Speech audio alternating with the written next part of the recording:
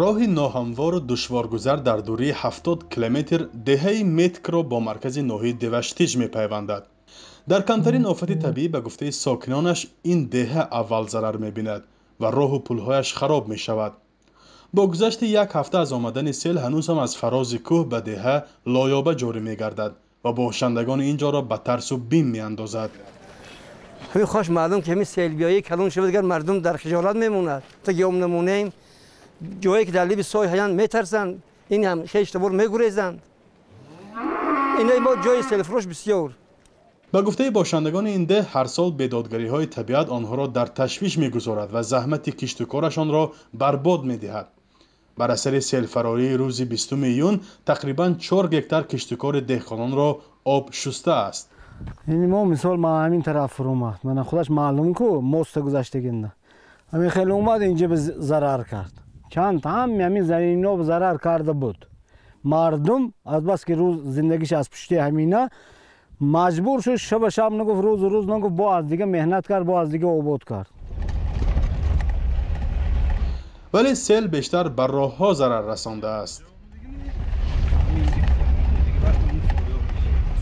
2 рӯз 3 рӯз манд шуд як дута мошине ки пресс мекашонад қоми баланди буромад хад чапа шуд.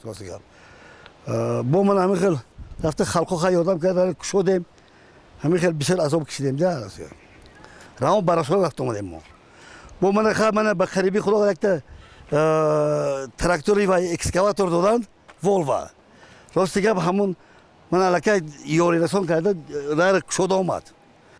деҳаи метк ҳудуди 5000 нафар сокин дорад ва аз осебпазиртарин минтақа дар ноҳияи Деваштич аст.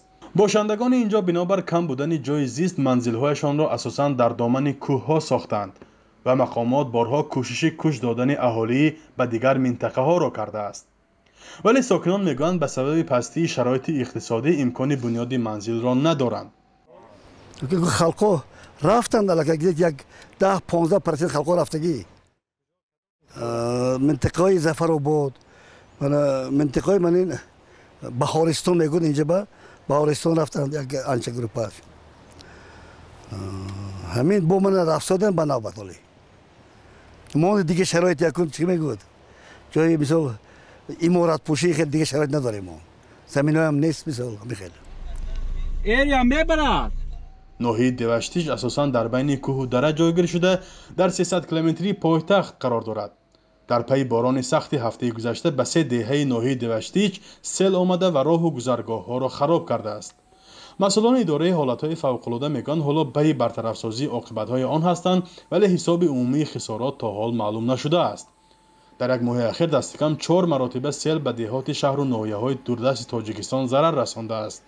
зараре ки ҳамасола аз ҳисоби рух додани офатҳои табиӣ ба вуҷуд меоянд марзи миллионҳо сомониро убур мекунад. фарзон муҳаммадӣ, радиои озодӣ, ноҳияи Деваштич.